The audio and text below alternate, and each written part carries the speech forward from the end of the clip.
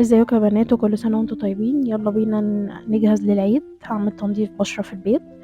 اول حاجة هرطب بشرتي او هستخدم جل صبار، بس انا استخدمت مرطب لاني ما عنديش جل صبار. هعمل شفرة لبشرتي. اول حاجة طبعا هنضفها كويس بالكحول، وهبتدي استخدم الفلامينكو.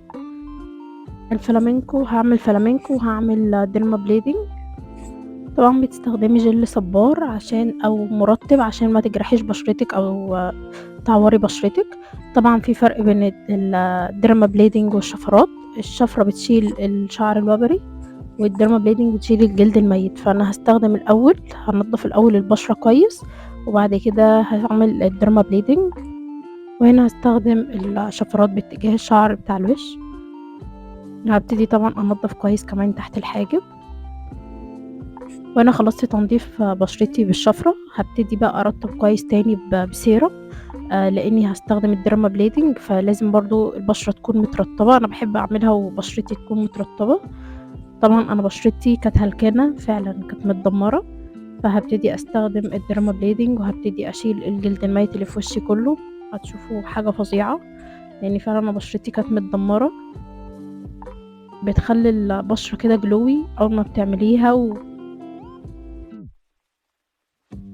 ان هي بتشيل الجلد الميت كله بتاع البشرة. بصوا انتوا هتلاحظوا الفرق.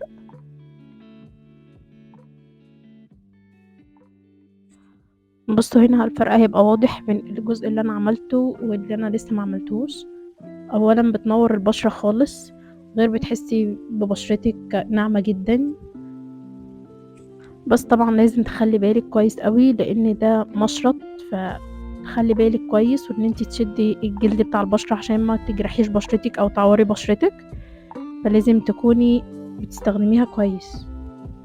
بصوا انتوا كمية الجلد الميت اللي طالع من البشرة حاجة صعبة بصراحة، هي بتخلي البشرة في حتة تانية خالص.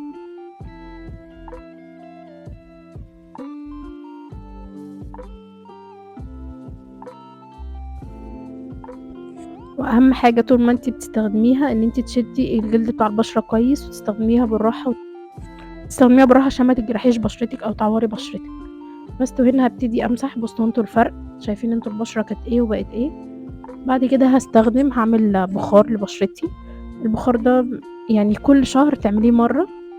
انا عملت بخار لبشرتي ان انا افتح مسام البشرة، عشان ابتدي اشيل بقى الرؤوس السوداء والرؤوس البيضاء اللي في البشرة كلها.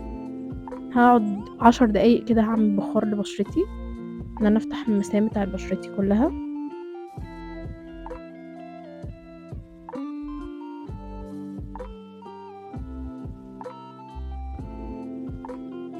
وهنا هستخدم الجهاز عشان اشيل الرؤوس البيضاء والرؤوس السوداء اللي في البشرة كلها.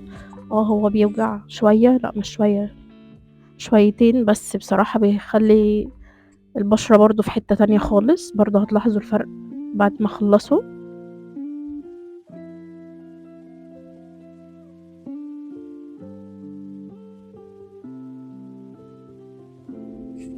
طبعا اهم حاجة التعقيم، ان انتي تعقمي كل حاجة بتستخدميها عشان بشرتك ما تتضرش. في كل مرة بتستخدميها بترشي كحول، او في اي منطقة مثلا استخدمت عند الدقن بعديها برش برضو كحول، عشان لو في حبوب ولا في حاجة ما تأثرش حتة تانية في البشرة. وبعد كده هستخدم الماسك دوت من بوبانا. ده حلو قوي برضو لتفتيح البشرة وإزالة الجلد الميت. هو مؤشر كده للبشرة، بس الحبوب بتاعته صغيرة. هوزعه وهسيبه 10 دقايق كده، وبعد كده هستخدم السفنجة دي كده بعمل بيها زي تقشير للبشرة حلوة قوي. برضو هتشوفوا الفرق بعد ما اغسل بشرتي. وهنا بعديها هستخدم الماسك بتاع النيلة الزرقاء ده من ايفونا، برضو حلو قوي. بس ده الحبوب بتاعته اكبر شوية. ده بيقشر البشرة اكتر من الجلد الميت، حلو قوي برضو بيفتح البشرة. هبتدي برضو اوزعه وهسيبه ينشف، مش هسيبه 10 دقايق، لا ده هسيبه اكتر ان هو ينشف على البشرة. وهعمل برضو تقشير لبشرتي، وهتشوفوا الفرق.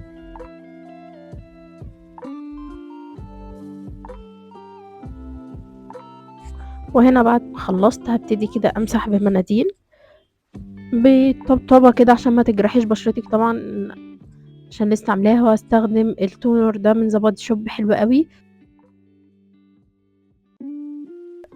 بزيت شجرة الشاي. هو طبعًا أي تونر بيحرق، بس ده حلو أوي وبينضف البشرة وبيقفل مسام البشرة.